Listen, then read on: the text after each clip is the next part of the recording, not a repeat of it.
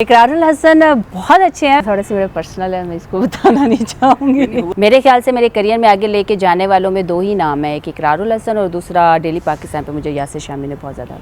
ये आपने सुहेल वड़ाइच वाले एक एक्सेंट में आपने मुझसे पूछा, प्रपोजल तो आते होंगे? हाँ जी, प्रपोजल आते हैं। ऑन एयर होने के लिए पता नहीं मुझे क्या क्या नहीं कुछ कहा जाता था। पता नहीं क्यों लिबास मेरे इसी तरह के नॉर्मल होते हैं। वो अलग बात है कि आप पे सूट करते हैं या आप पे जचते हैं तो लोगों को ये लगता है कि बहुत महंगे होते हैं, अदरवाइज़ बहुत सिंपल ड्रेसिंग है मेरी, ऐसे कोई वो मैं महंगे मलबूसात नहीं पहनती। आज हम आपको जिस पर्सनैलिटी से मिलवाने जा रहे हैं उनका करियर ऊंच नीच का शिकार रहा। वो गाहे बगाहे तनाज़ात की जद में भी आती रहीं, बला की खूबसूरत हैं, नशीली आँखें, मुस्कुराता चेहरा और गुलाबी होंठ उनका खासा हैं, लेकिन अपने लिबास की वजह से वो मीडिया पर कुछ ना कुछ तनकीद का सामना भी करती रहीं। आजकल भी सोशल मीडिया की जीनत बनी हुई हैं। आखिर क्या वजह है कि वो ट्रेंडिंग पर राज कर रही हैं? One and only miss Aroosa Khan. Anchor भी हैं, व्लॉगर भी हैं, इन्फ्लुएंसर भी हैं, मॉडल भी हैं। अपना तारुफ क्या कराती हैं? मॉडलिंग वाला तो वैसे ही है, एक वो मैं अभी रिसेंटली भी बड़ी क्रिटिसिज्म टाइप चीज़ें चल रही थी, तो उसमें भी हर जगह पे मॉडल तो मैं कह रही थी यार मैंने मॉडलिंग की है, ऐसे वो नहीं है, लेकिन मैं उस तरह से मैंने प्रॉपर उस शोबे को अपनाया नहीं था। 2-4 प्रोजेक्ट्स थे जो मैंने किए थे, तो मेरे ख्याल से 2-4 प्रोजेक्ट्स करने के बाद वो कोई आप मॉडल, मैं अगर 2-4 जगहों पे बैठ के वो खबरें पढ़ लूँगी तो इसका मतलब ये नहीं होगा कि मैं प्रॉपर, या मैं कोई 2-4 बिजनेस डील्स करवा दूँगी तो क्या मैं बिज़नेस वीमेन तो नहीं बन जाऊँगी। इसी तरह मैंने 2-4 प्रोजेक्ट्स किए थे, बट मैं ऐसे प्रॉपर मैंने कोई मॉडलिंग को अपनाया नहीं था, तो मैं मॉडल नहीं हूँ, ये मैं पहले ही क्लियर कर दूँ।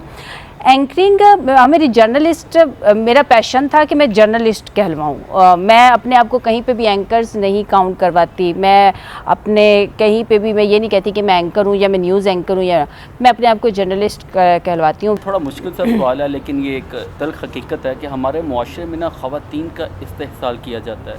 आप देखें वर्किंग प्लेस में किसी भी बड़े ओहदे के लिए ख़वातीन को बाकायदा ब्लैकमेलिंग और उनका इस्तेमाल किया जाता है। मेरा क्वेश्चन ये है कि आपको अपने इस पूरे करियर में किसी किस्म की बॉडी शेमिंग, कास्टिंग काउच वगैरह का सामना करना पड़ा हो? सच ये तो एक हकीकत है कि आप ना सिर्फ मीडिया इंडस्ट्री में बल्कि हर हमारे मुआशरे के हर शोबे में ये चीज़ है। ख़वातीन इसकी इजाज़त शायद ख़ुद भी देती हैं। ख़वातीन परमिशन किसी न किसी तरीके से अलाउ होता है तो उनका इस्तेहसाल होता है। आप बहुत अहम बात कर रही हैं। बहुत ज़ाहिर सी बात है, मैं हूँ, मुझे सामना रहा, मुझे ऑन एयर होने के लिए पता नहीं मुझे क्या क्या नहीं कुछ कहा जाता था, बट मैंने अलाउ नहीं किया उस चीज़ के लिए। मतलब मुझे अपने करियर में इस चीज़ की नहीं कि मुझे ब्लैकमेल होकर अपने काम को आगे लेके जाना पड़े, इस वजह से शायद मैं किसी चैनल में नहीं रह पाई। फेवरेट एंकर कौन से हैं? प्रोग्राम एंकर, न्यूज़ एंकर या प्रोग्राम एंकर? वैसे मैं शाहज़ेब खानज़ादा को बहुत शौक़ से सुनती हूँ। यासिर शामी कैसे हैं? बहुत अच्छे दोस्त हैं, बहुत अच्छे भाई हैं बहुत अच्छे मेरे साथ वो मेरे कोलीग रहे हैं, बहुत सपोर्टिव हैं, बहुत ज़्यादा सपोर्टिव हैं। मेरे ख्याल से मेरे करियर में आगे लेके जाने वालों में दो ही नाम है, एक इकरारुल हसन और दूसरा डेली पाकिस्तान पे मुझे यासिर शामी ने बहुत ज़्यादा। Iqrarul Hasan as an anchor कैसे पाए आपने, कैसे एंकर हैं वो?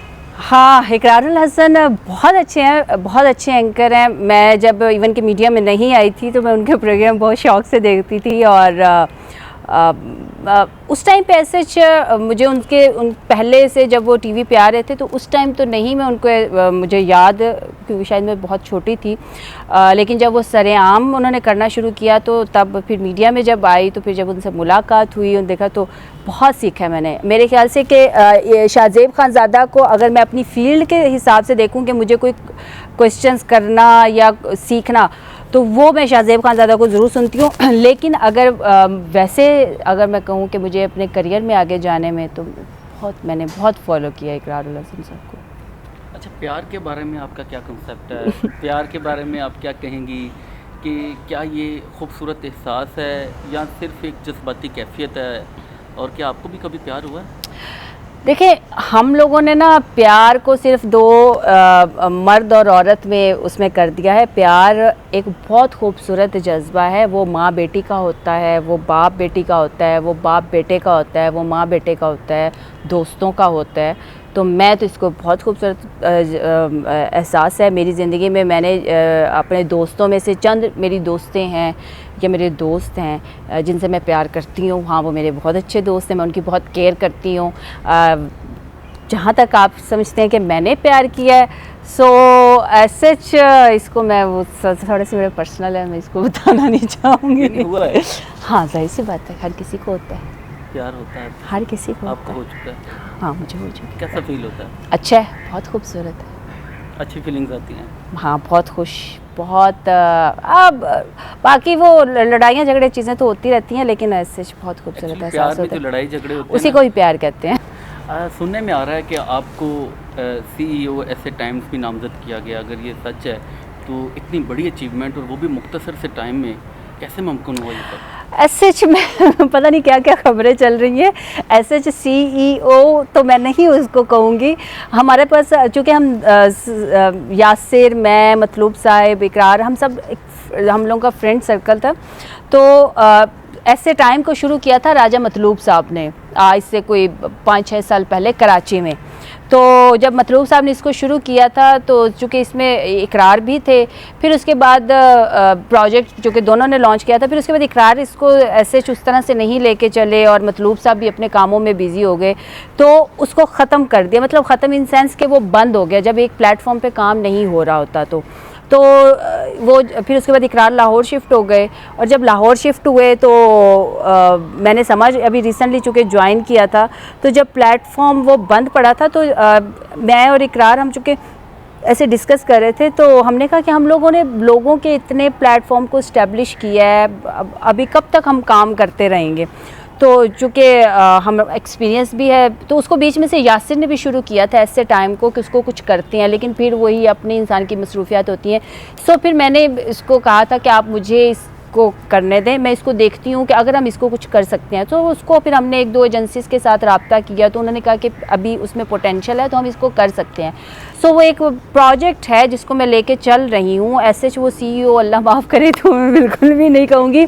आप जो मलबूसात पहनती हैं वो काफ़ी ब्रांडेड और महंगे होते हैं। पाकिस्तान जैसे मुल्क में जहाँ सहाफ़ियों की सैलरी बहुत कम है, वहाँ पर आप एक तो मुझे ये बताएं कैसे मैनेज करती हैं और आपका सोर्स ऑफ इनकम कितना और महाना कितना कमा लेती हैं? मैं ऐसे कोई महंगे मलबूसात नहीं पहनती। मैंने अभी भी जो पहना हुआ है ये सिंपल लिलन का है, ठीक है, और ये कोई 2 से 3 हज़ार में ये ड्रेस बना हुआ है, ये मेरी खुद की डिज़ाइनिंग है। सो पता नहीं क्यों लिबास मेरे इसी तरह के नॉर्मल होते हैं। वो अलग बात है कि आप पे सूट करते हैं या आप पे जचते हैं तो लोगों को ये लगता है कि बहुत महंगे होते हैं, अदरवाइज़ बहुत सिंपल ड्रेसिंग है मेरी। ऐसे कोई वो मैं महंगे मलबूसात नहीं पहनती। किस सियासी पार्टी को सपोर्ट करती हैं और आजकल आपका लीडर कौन सा है? मैं किसी भी सियासी पार्टी को सपोर्ट नहीं करती। मैंने कभी PTI को सपोर्ट नहीं किया, मैंने कभी नून लीग को भी सपोर्ट नहीं किया। मेरा फेवरेट लीडर हाँ ये ज़रूर हो सकता है, मुझे एज अ पॉलिटिशियन मुझे आसिफ जरदारी साहब बहुत पसंद है। Really? हाँ मुझे आसिफ जरदारी बहुत पसंद है एज अ पॉलिटिशियन, और उससे पहले मुझे मोहतरमा बेनज़ीर भुट्टो बहुत पसंद थी। पढ़ी लिखी हैं, खूबसूरत भी हैं, पैसा भी है, शोहरत भी है, लाखों में फ़ैन फॉलोइंग है, प्रपोजल तो आते होंगे?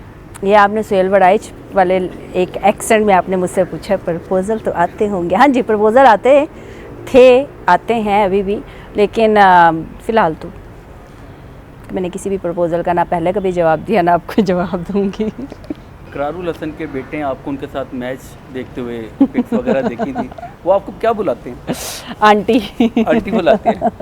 कैसे बच्चा वो? माशाल्लाह से बहुत ज़हीन बच्चे है और बड़े बड़ों के बोलती बंद कर देते हैं। सो आप ज़्यादा सवाल नहीं कर सकते। इन्फॉर्मेशन की आपको चाहिए तो वो आप ज़रूर, आपको कुछ भी चाहिए वो आपको ज़रूर इन्फॉर्मेशन देते हैं, हाँ इस बारे में है।